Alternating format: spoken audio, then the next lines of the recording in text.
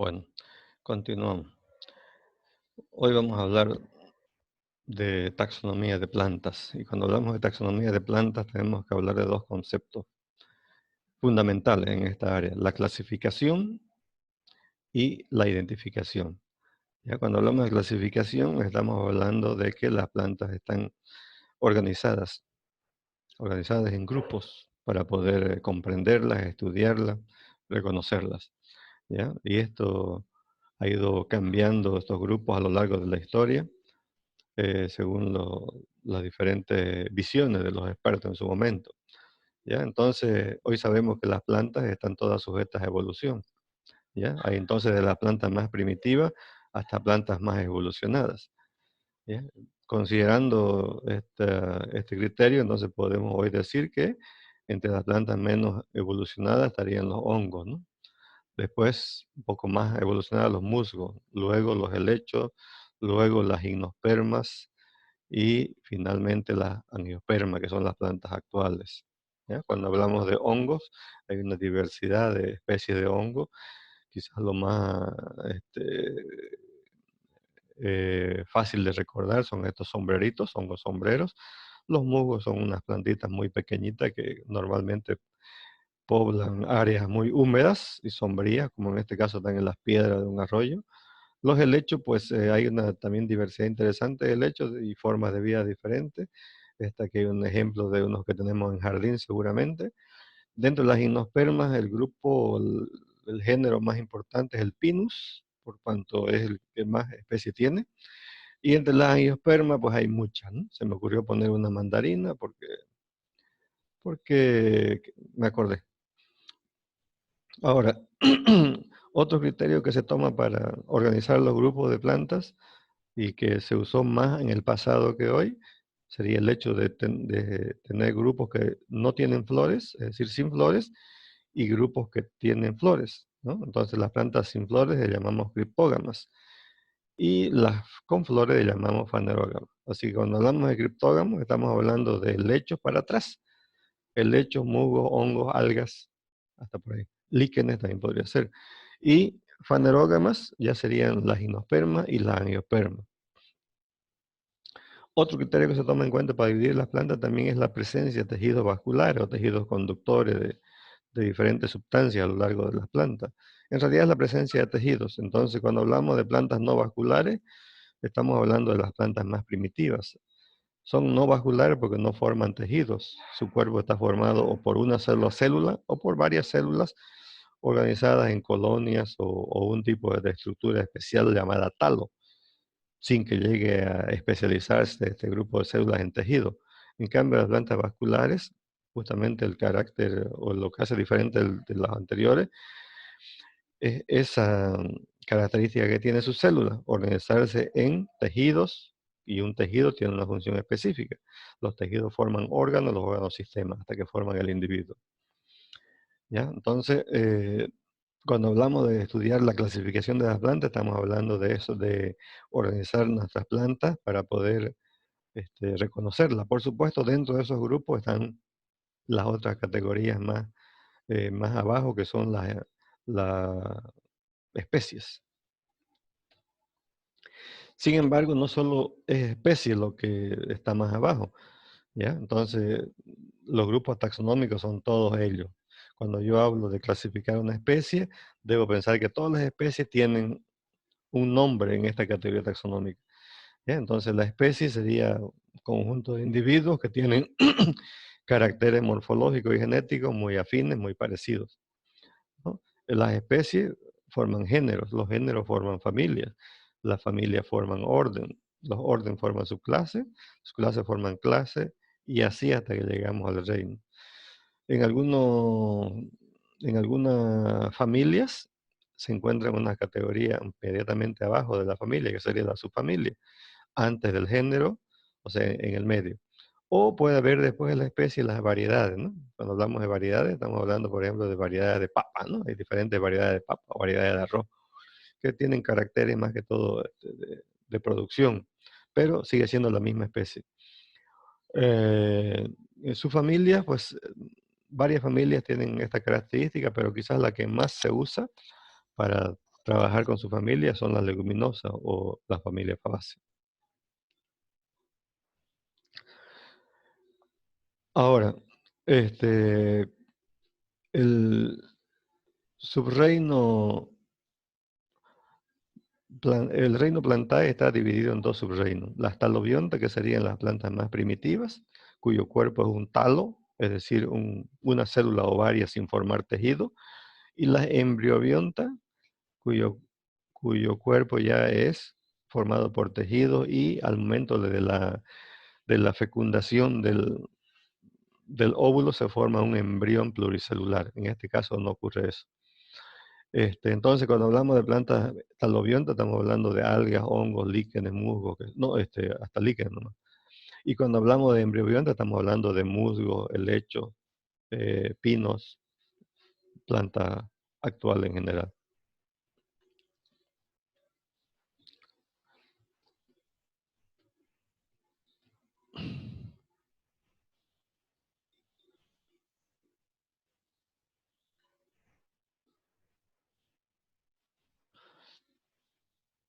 Ahora, la división magnoliofita, antiguamente o todavía hasta ahora se sigue también usando angiosperma. Entonces podemos llamar magnoliofita, pero también se puede llamar angiospermas, ¿ya? A mí me gustan angiospermas porque siempre son nombres que reflejan alguna característica de este grupo. Cuando digo angiosperma, estoy diciendo que el esperma está oculto, ¿ya? Porque angio significa oculto. ¿Qué significa eso? Que las semillas están ocultas o protegidas por un ovario, están dentro de un fruto. Entonces las angiospermas o las magnoliofitas están conformadas por dos clases, las magnoliópsidas y las liliópsidas. Las magnoliópsidas, cuya característica principal es que la semilla tiene dos cotiledones, por eso se llama dicotiledones. Y las liliópsidas, llamada también monocotiledones, su característica principal es que la semilla tiene un solo cotiledón. Entonces, dentro de estas clases ya hay categorías más abajo, inferiores, que serían las subclases. Por ejemplo, en las magnoliópsidas hay estas subclases. En las liliópsidas hay 5 subclases, que la vamos a ver un poco más después con la práctica.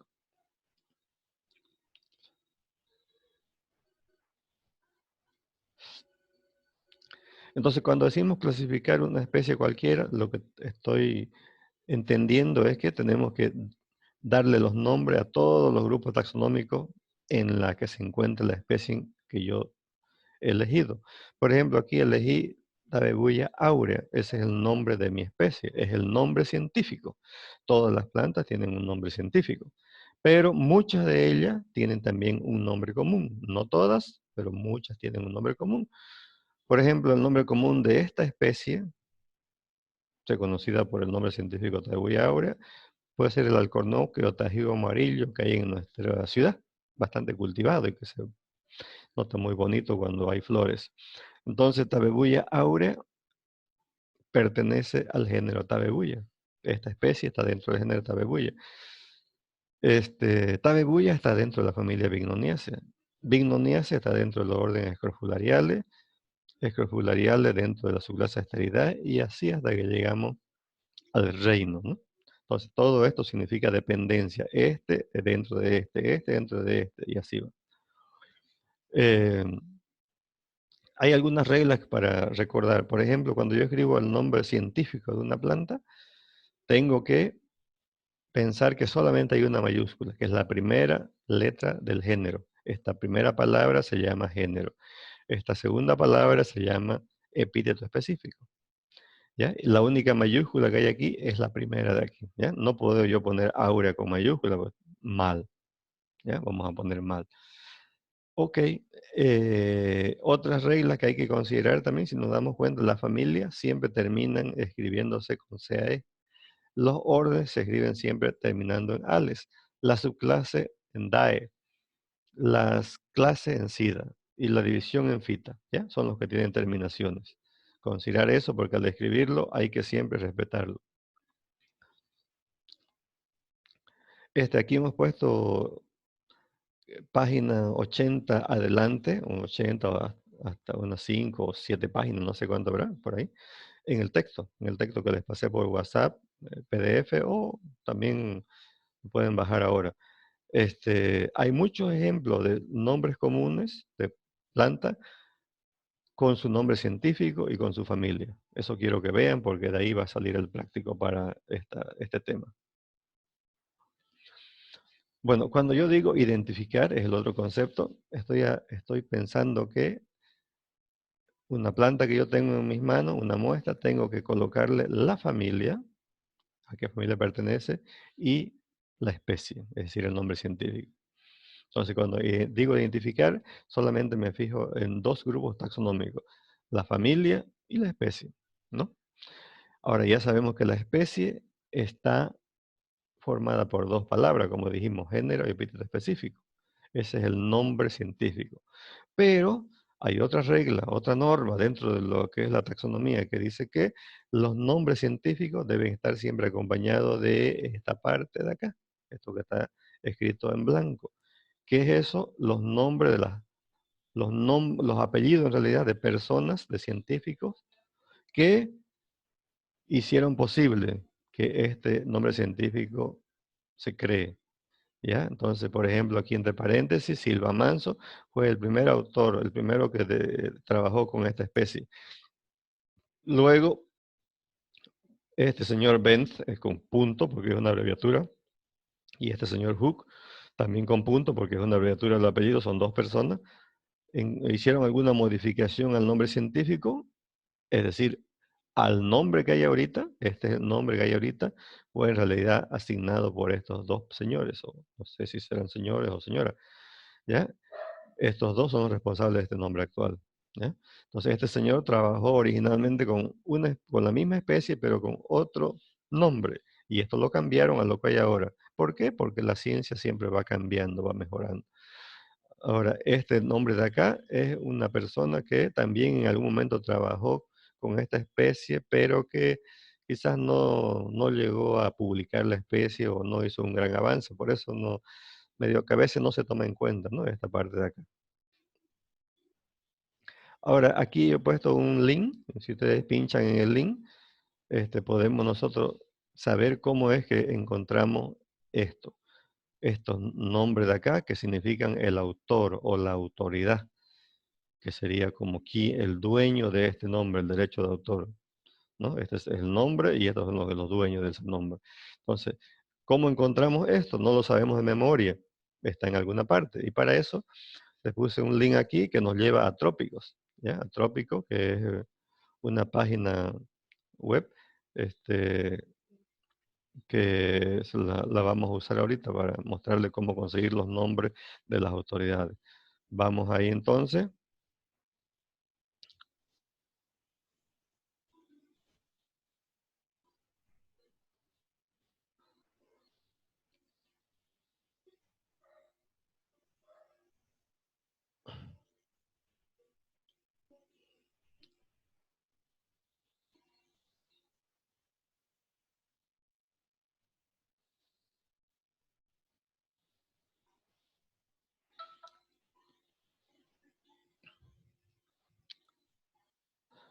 Ok, ¿dónde está? Acá. Entonces aquí está nuestra página de Trópicos, trópicos.org. Entonces, aquí está nuestro menú y lo que voy a usar simplemente es name, ¿no? Entonces ponemos name por si acaso para que lo actualice. Y en este cuadrito simplemente escribo el nombre de la planta de lo que estoy usando, de tabebuya. Ustedes, por supuesto, harán otras. Tabebuya. Si, si cometen algún error, una letra, no pueden encontrar nada. Ya tiene que estar escrito bien. Por eso yo trato de escribir lo menos posible. O sea, pongo el género nomás. Y para el epíteto específico podría escribirlo áurea, pero por ahí me equivoco al escribir, así que prefiero ponerla la A nomás. Y con eso ya me busca sobre varias posibilidades que comienzan con A, ¿ya? Para equivocarme menos. Entonces aquí tenemos tabebuya acrofila. No es esa la que estoy usando ahora. Estoy usando, está en orden alfabético esto. Áurea, aquí está tabebuya áurea. Si pincho acá, por supuesto hay un link, va a aparecer algunos datos de la especie en particular. Pero a mí lo único que me interesa es esta columna de aquí. Aquí está el nombre científico, la familia y todas las familias Binoniaceae, diferentes nombres de especies, las autoridades o los dueños de estos nombres científicos, o sea, los que publicaron, dónde lo publicaron, en qué revista y en qué fecha. Así que vamos a lo que está a nosotros nos interesa. Aquí está Tabuya Aura, aquí está el autor, o sea que todo esto yo tengo que copiarlo y colocarlo al ladito de Aure, siempre al ladito de Aure, ¿ya? Porque son los autores de este nombre científico. Ahora si queremos algún dato más, pero no para este trabajo, aquí sabemos, por ejemplo, en qué revista se publicó, este es el nombre de la revista científica, y este es el año. O sea que esto tiene este nombre desde 1895. ¿Ok? Entonces, esto tenemos que hacer, conseguir los nombres de los autores para las especies que ustedes van a trabajar en su práctica. ¿Ok? Seguimos.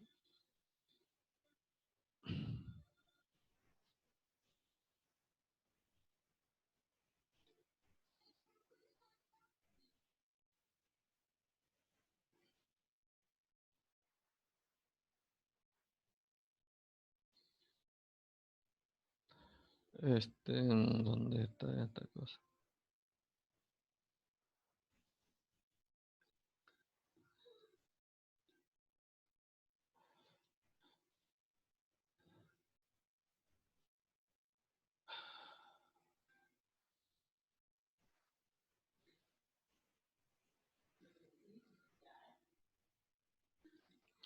¿Dónde se me fue? Ya. Ahora vamos a compartir.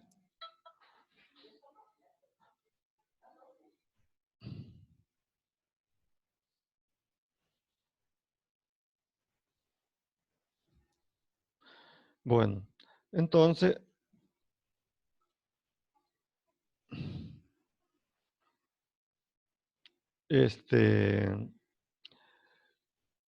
si vamos a asignar todas las categorías taxonómicas a una especie, necesito entonces tener los nombres comunes para conseguir el nombre científico.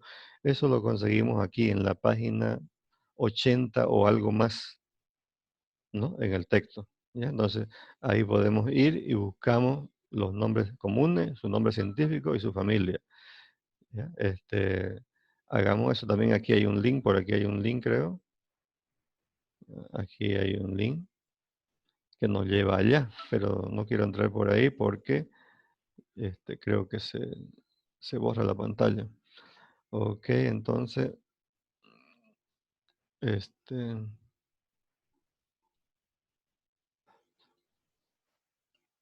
ahora vamos a compartir de nuevo dónde está.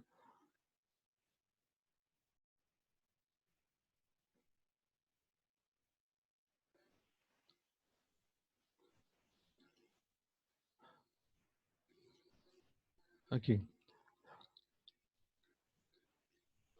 Aquí está nuestro texto.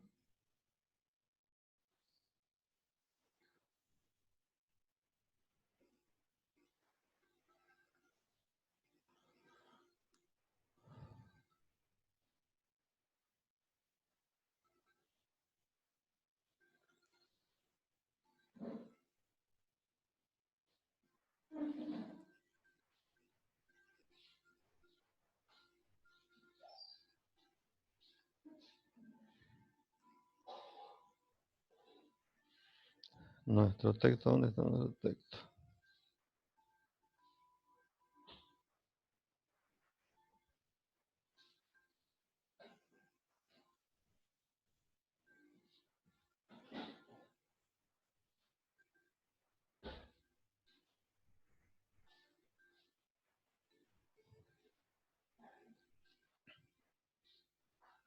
¿Dónde está mi texto? Bueno, aquí.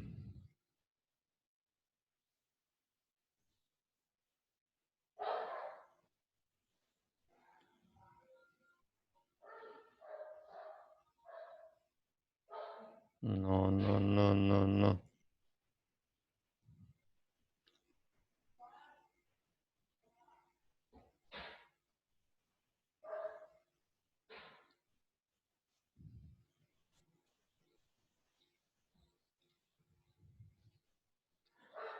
Ya.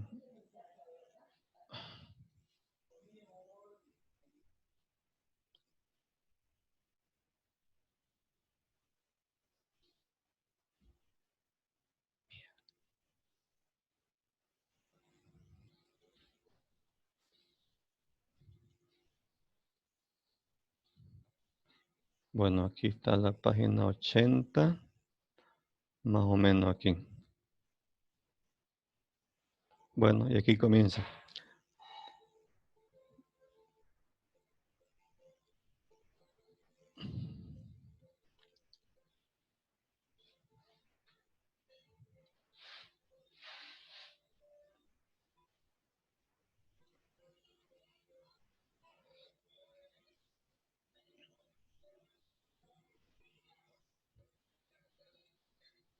Aquí está. La página 80 más o menos, ¿no? Entonces el nombre común, el nombre científico y la familia. ¿Ya? Y entonces con este nombre científico sé que está dentro de la familia Malpighiaceae, y si está dentro de la familia Malpighiaceae, tengo que buscar ahora en qué orden está esta familia. ¿Ya? Así que tengo que buscar más o menos en la página 40 y algo. En la página más o menos 40 y algo está esa parte de clasificación de las dicotiledones y monocotiledones.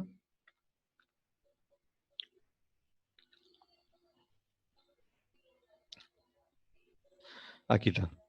¿Ya? Entonces aquí comenzamos, ¿no? En la página 41 aparentemente comienza, y vemos aquí que están puro familia. Aquí quiere decir que todo esto que tenemos acá está dentro del reino Plantae, su reino Embriobionta, la división Magnoliofita y la clase Magnoliopsida. Y dentro de las Magnoliopsidas, las subclases que están en negrita. La Magnolidae está conformada por este orden Magnoliales, Laurales, Piperales, bla, bla, bla. Ahora, el orden Magnoliales está conformado por 3 familias, ¿ya? Myristicaceae, Anonaceae y Magnoliaceae. Yo lo que necesito saber es Bignoniaceae. ¿Dónde está Bignoniaceae? Entonces me voy a buscar la Bignoniaceae. Por la experiencia que yo tengo, sé que está por acá, por este lado. Entonces aquí está Bignoniaceae. Porque esto no tiene un orden alfabético, tiene orden evolutivo, según el sistema de clasificación, así que hay que buscarla con calmita. Aquí están las Bignoniaceae y está junto con Mendonciaceae, Acanthacea, Generiaceae, Scrofulariaceae, y todas ellas están dentro del orden Scrofulariales. Entonces, el orden de Bignoniaceae es Scrofulariales. Ahora, el orden 5, el orden 4, el antaginales, lamiales, qué sé yo, está dentro de la subclase Asteridae, que es la subclase 6. Y la subclase Asteridae está dentro de la clase Magnoliopsida.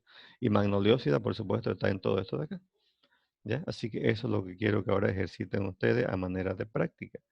Así que ya les aclaro que van a tener que, para 10 especies, completar la clasificación. ¿Ya? La clasificación de la especie. ¿Ya? Entonces quiero que para 10 especies ustedes hagan este cuadro, para 10 especies diferentes, que me encuentren el nombre científico que está en la parte última del texto, el género, que por supuesto es la primera parte del nombre científico, la familia, que también está junto con el nombre de la especie abajo, el orden, que ya sabemos cómo buscarlo, la subclase también, y así hasta que lleguemos arriba. ¿Ya? Entonces, cada uno tenemos que hacer 10 especies de ese tipo. Ya les doy las explicaciones por un documento. Bueno, eso sería todo por hoy.